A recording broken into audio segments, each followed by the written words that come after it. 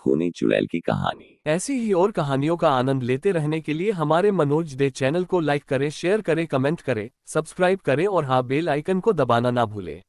गांव के बाहर एक घना जंगल था जिसे लोग भूतिया जंगल कहते थे। गांव के बुजुर्गों के अनुसार इस जंगल में एक चुड़ैल का साया था। दिन में ये जंगल साधारण लगता था, लेकिन रात के समय यहाँ से अजीब अजीब आवाजें आती थीं।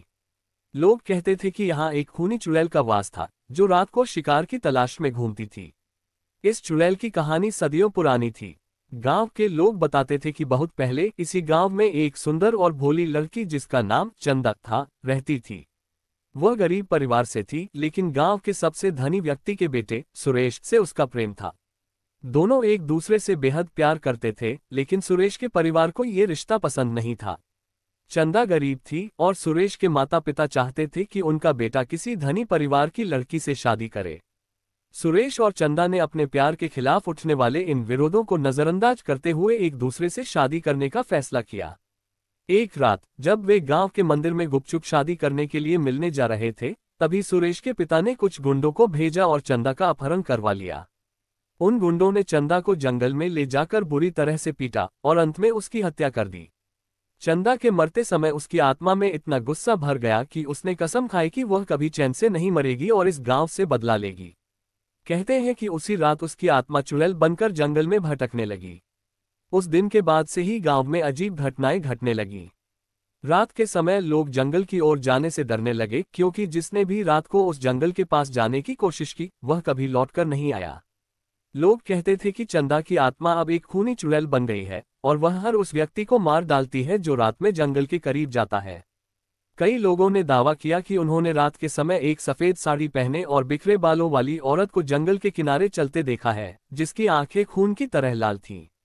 समय के साथ इस चुड़ैल की कहानियां पूरे गांव में फैल गईं।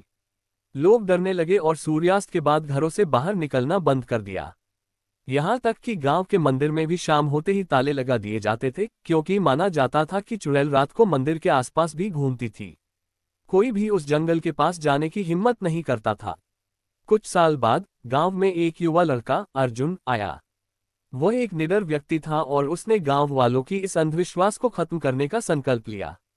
अर्जुन ने फैसला किया कि वह जंगल में जाकर उस चुड़ैल का सामना करेगा और पता लगाएगा कि असल में क्या हो रहा है। गांव के लोग उसे रोकने की कोशिश करते रहे, लेकिन अर्जुन ने उनकी बात नहीं मानी। एक रात जब पूरा गांव सो रहा था, अर्जुन अकेले ही जंगल की ओर चल पड़ा। उसके पास एक मशाल और तलवार थी, जिसे उसने सुरक्षा के लिए साथ रखा था। जैसे ही वह जंगल के भीतर पहुंचा, उसे अजीब आवाजें सुनाई देने लगीं।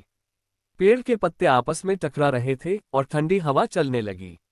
अर्जुन का दिल तेजी से धड़कने लगा, लेकिन उसने हिम्मत नहीं हारी। वह और आगे बढ़ता चला गया। थोड़ी देर बाद अर्जुन को जंगल के बीचों बीच एक पुराना कुआं दिखाई दिया।